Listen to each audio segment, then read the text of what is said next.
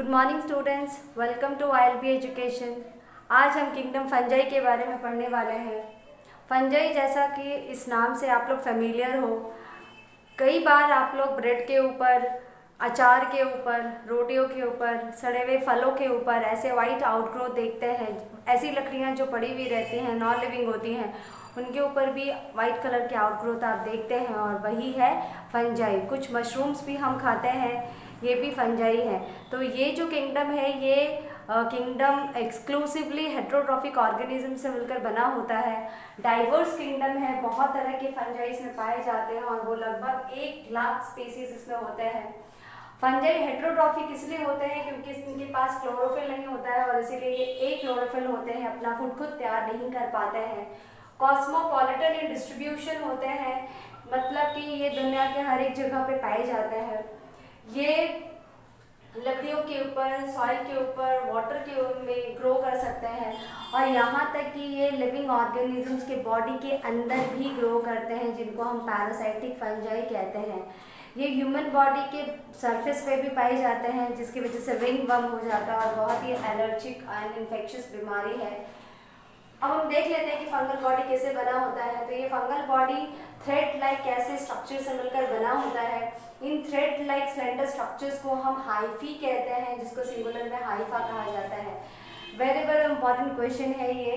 Fungal body slender thread like structure से मिलकर बना होता है, जिसको हाइफी कहते हैं, और यही हाइफी आपस में मिलकर माइसीलियम बनाते हैं।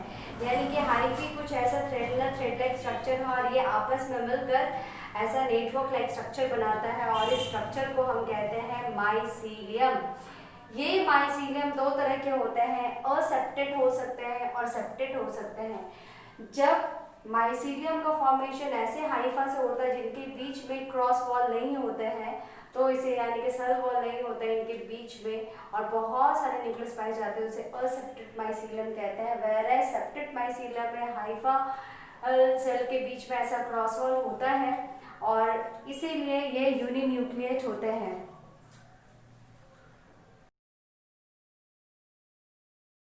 फंजाई मल्टीसेल्यूलर ऑर्गेनिज्म होते हैं, मतलब बहुत सारे सेल से मिलकर इनका बॉडी बना होता है, लेकिन इसका एक एक्सेप्शन ईस्ट है, जिसका बॉडी सिर्फ एक ही सेल से मिलकर बना होता है।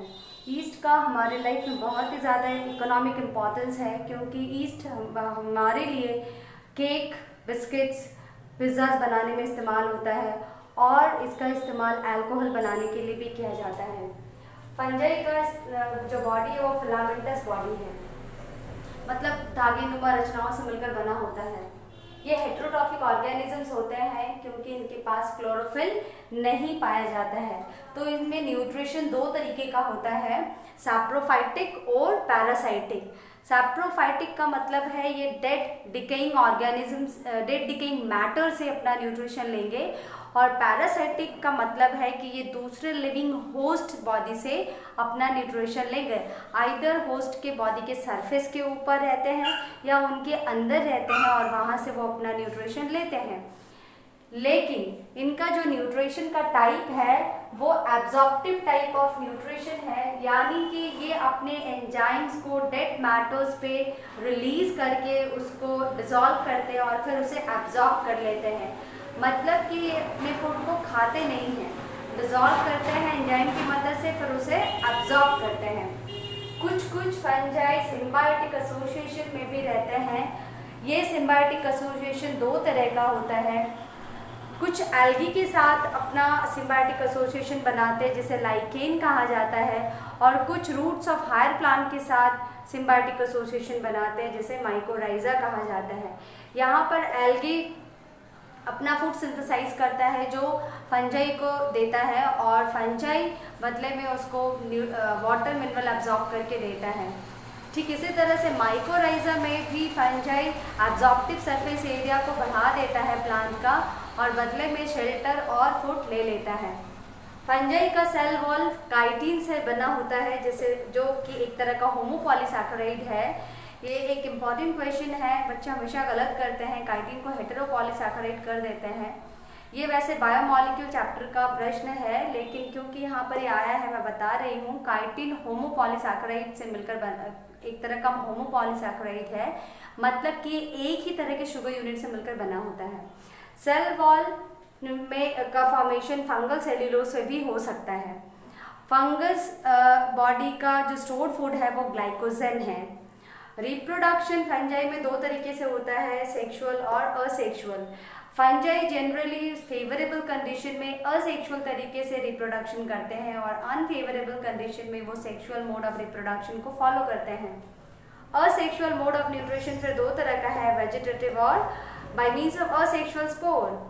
वेजिटेटिव प्रोपागेशन तीन तरह से हम देख पा रहे हैं, बडिंग, फ्रेगमेंटेशन और फिशन। ये जो प्रोसेस है ये ईस्ट में होता है। ये पेरेंट बॉडी है ईस्ट का, इससे एक लैटरल आउटग्रोथ बना है और यही लैटरल आउटग्रोथ को बर्ड कहते हैं। ये बर्ड अलग हो जाता है पेरेंट बॉडी से और एक नए माइसीलियम का या नए ईस्ट बॉडी का फॉर्मेशन करता है। फंगस में बहुत तरह के असेक्सुअल स्पोर्स होते हैं, जैसे फ्लैचुलेटेड मोटाइल जू स्पोर होते हैं, नॉन फ्लैचुलेटेड नॉन मोटाइल प्लानोस्पोर होते हैं। यानी कि ये ऐसे स्पोर हैं क्योंकि इस पर फ्लैचुला है तो ये चल सकते हैं, मूव कर सकते हैं। प्लानोस्पोर मूव नहीं कर सकते, नॉन मोटाइल होते हैं क्योंकि उनके पास फ्लैचुला नहीं होता है। कुछ ऐसे असेक्सुअल स्पोर्स होते हैं जिनके चारों तरफ थिक वॉल बन जाता है, सेल वॉल बहुत थिक हो जाता है, जिसको क्लामाइडोस्पोर कहते हैं। ऐसे क्लामाइडोस्पोर अनफेवरेबल कंडीशन में बनते हैं। और कोनिडिया भी अलग तरह का असेक्सुअल स्पोर है जो कि पेनिसिलियम में पाया जाता है और ये कोनिडिया बॉडी से अलग होकर नए माइसीलियम को फॉर्म करता है। सेक्सुअल रिप्रोडक्शन सेक्सुअल स्पोर्स की वजह से होता है और ये सेक्सुअल स्पोर्स तीन तरह के होते हैं, oospore, ascospore and basidiospore. Fungi के डिफरेंट क्लासेस में ये स्पोर्स अलग अलग होते हैं। जब हम क्लासेस का डिस्कशन करेंगे उस वक्त हम इसके बारे में पढ़ेंगे। ये सेक्सुअल स्पोर्स एक डिस्टिंक्ट स्ट्रक्चर्स में बनते हैं और इस डिस्टिंक्ट स्ट्रक्चर का नाम है फ्रूटिंग बॉडी। यानी कि फ्रूटिंग बॉडी के अंदर सेक्सुअल स्पोर का फॉर्मेशन होता है और ये फ्रूटिंग बॉडी भी कई तरह के होते हैं, अलग अलग क्लासेस में अलग होते हैं, लाइक एस्कोकार्प, बेसिडियोकार्प। फंजाई में सेक्सुअल रिप्रोडक्शन 3 स्टेप्स में होता है, plasmogamy, karyogamy and meiosis. Plasmogamy दो शब्द से मिलकर बना होता है, plasmo that is related with protoplasm and gamy that is related with fusion. यानी कि दो मोटाइल या नॉन मोटाइल गैमेट्स के प्रोटोप्लाज्म का जब फ्यूजन होता है तो उसे हम प्लाज्मोगैमी कहते हैं। प्रोटोप्लाज्म के फ्यूजन के बाद उन गैमेट्स के न्यूक्लियाई फ्यूज हो जाते हैं और इस स्टेप को कहा जाता है कैरियोगैमी। कैरियो मीन्स न्यूक्लियस, यानी कि न्यूक्लियस के फ्यूजन को कैरियोगैमी कहा जाता है। जैसे ही न्यूक्लियस का फ्यूजन हो जाता है तो जाइगोट, डिप्लॉइड जाइगोट बन जाता है और इसी डिप्लॉइड जाइगोट में मियोसिस सेल डिवीजन शुरू हो जाता है, जिसकी वजह से हैप्लॉइड स्पोर्स बनते हैं। ये हैप्लॉइड स्पोर फिर जर्मिनेट होकर एक नए माइसीलियम को जन्म देते हैं, यानी कि नया फंगल बॉडी तैयार करते हैं।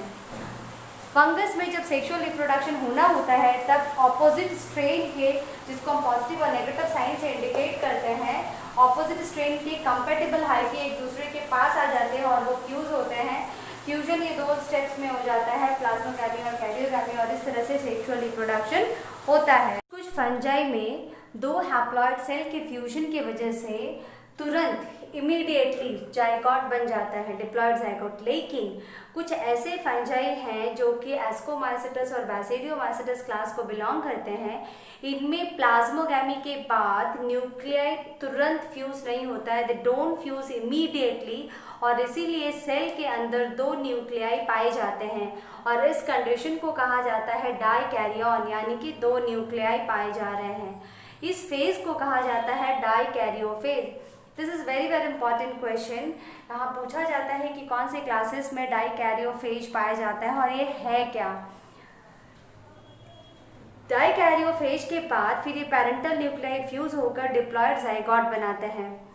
इसके बाद फंजाई फ्रूटिंग बॉडीज बनाता है और जिसके अंदर हैप्लॉइड स्पोर्स बन जाते हैं मियोसिस सेल डिवीजन की वजह से, जो कि डिप्लॉइड जाइगोट में होता है। कहते हैं classification of kingdom fungi. Kingdom fungi को 4 क्लासेस में डिवाइड किया गया है on the basis of morphology of the mycelium, यानी कि उनके माइसीलियम कैसे हैं, वो सेप्टेड है, ब्रांच्ड है, असेप्टेड है, कैसे हैं। उनमें किस तरह के स्पोर्स बन रहे हैं, किस तरह के असेक्सुअल और सेक्सुअल स्पोर्स बनते हैं, उनमें किस तरह के फ्रूटिंग बॉडीज बनते हैं। और इस तरह से फंजाई किंगडम फंजाई को 4 क्लासेस में डिवाइड किया गया है। फर्स्ट क्लास इज फाइकोमाइसेटस, जिनका कॉमन नेम एल्गी फंजाई है। जो दूसरा क्लास है वो है एस्कोमाइसेटस, जिनको कॉमनली सैक फंजाई भी कहा जाता है। तीसरा क्लास है बैसिडियोमाइसेटस, जिसको ब्रैकेट फंजाई कहा जाता है क्योंकि ये पेड़ों के ऊपर साइड से ब्रैकेट की तरह ग्रो करते हैं। पफ बॉल भी कहा जाता है इसे क्योंकि ये बॉल की तरह भी होते हैं दिखने में। और जो लास्ट क्लास है डिटेरोमाइसेटस को फंजाई इम्परफेक्टी कहा जाता है। ये इन्हें ऐसा इसलिए कहा जाता है क्योंकि इनमें सेक्सुअल स्टेजेस नहीं पाए जाते हैं, यानी कि इनमें सेक्सुअल रिप्रोडक्शन नहीं होता है। तो चलिए अब हम इन सभी क्लासेस के बारे में बारी बारी से पढ़ लेते हैं। First class of kingdom fungi is phycomycetes. इसके माइसीलियम और सेप्टेट सिनोसाइटिक है। इसके अंदर असेक्सुअल स्पोर्स बनते हैं जैसे कि जूस्पोर, प्लानोस्पोर, क्लामाइडोस्पोर, स्पोरेंजियोस्पोर। इसके बारे में हम लोग आगे डिस्कस कर चुके हैं। ये सारे स्पोर स्पोरेंशियम के अंदर एंडोजिनसली बनते हैं, यानी कि स्पोरेंशियम वो सैक लाइक स्ट्रक्चर है जिसके अंदर, इस स्पोरेंजियम के अंदर ये सारे स्पोर्स बनते हैं और इसीलिए इसको एंडोजिनस फॉर्मेशन कहा जाता है। फाइकोमाइसेटस के अंदर सेक्सुअल रिप्रोडक्शन 2 तरह से होता है, आइसोगैमी एंड एनाइसोगैमी। आइसोगैमी का मतलब है fusion of similar gametes.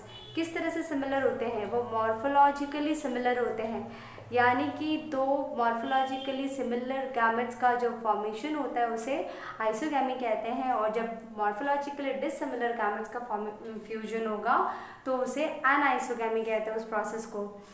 Gametes के फ्यूजन के बाद जो स्ट्रक्चर बनता है उसे जाइगोस्पोर कहा जाता है।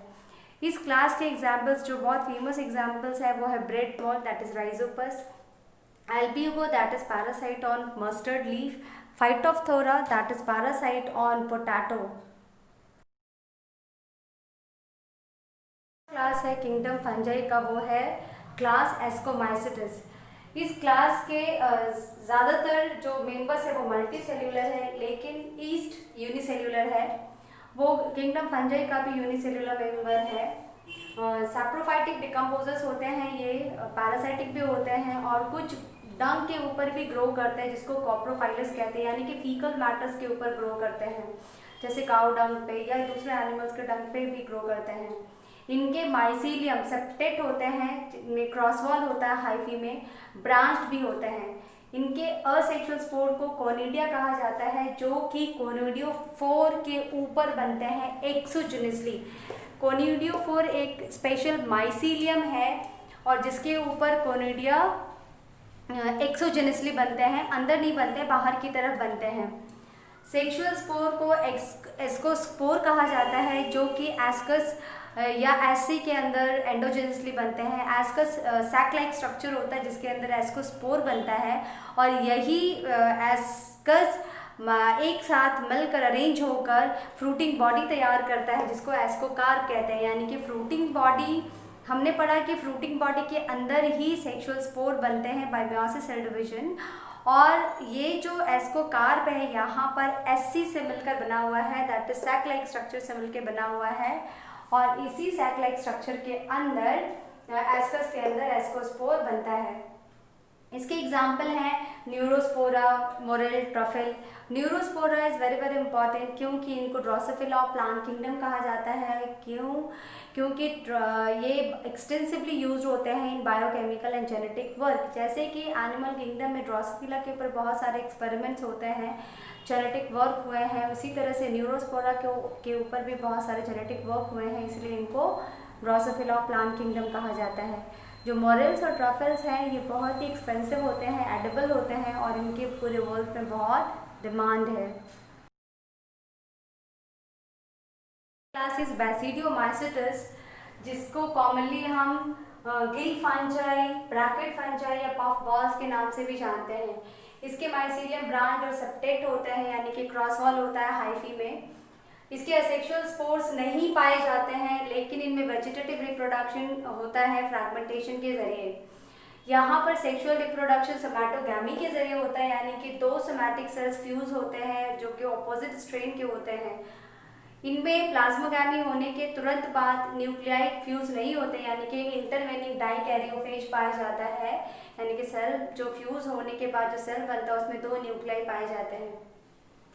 ये डाइकैरियोफेज ही माइसीलियम बनाता है, और उसी माइसीलियम से बैसिडियम का फॉर्मेशन होता है।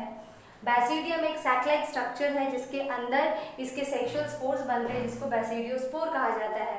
यानी कि सेक्सुअल स्पोर कॉल्ड बैसिडियोस्पोर ये बनते हैं बैसिडियम के अंदर, और इस बैसिडियम को कौन बनाता है?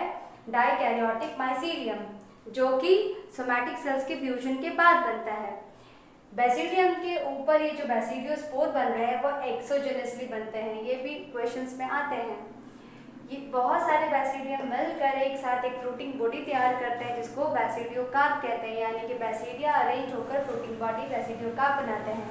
इसके अंदर एडिबल मशरूम एगरिकस आता है, पैरासाइटिक फंजाई भी आते हैं जैसे Puccinia, rust disease in wheat create करता है, अस्टिलागोस मड डिजीज क्रिएट करता है।